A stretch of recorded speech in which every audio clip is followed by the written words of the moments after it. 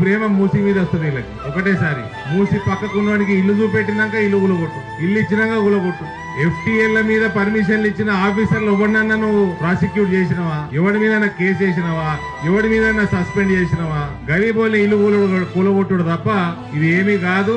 అది కూడా సంపన్నుల దగ్గర పైసలు వేసుకపోనీకే ఒక మంచి ఎక్స్టార్షన్ ప్రోగ్రాం రేవంత్ రెడ్డి గతి కొద్ది కాలంగా చేసి జేబులు నింపుకున్నాడు తప్ప ఇంకేమీ లేదండి. హైడ్రాల్ సమాజానికి వనకొచ్చేది ఏమీ కాలేదు.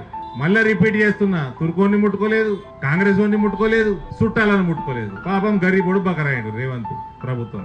ఇటు రైతులు, మహిళల్ని, యువతని, NRIల్ని వాళ్ళకి చేసిన వాగ్దాలన్నీ తుంగలోకి దొక్కి వాళ్ళని మోసం చేసి ఇక్కడ హైడ్రా బూటకం మీద గరీబులకు మోసం చేసి జేబులు నింపుకున్నాడు తప్ప ఇంకేమి కూడా రేవంత్ ప్రభుత్వం గత 1 year లో చేసింది నిలబెట్టింది ఏం లేదు.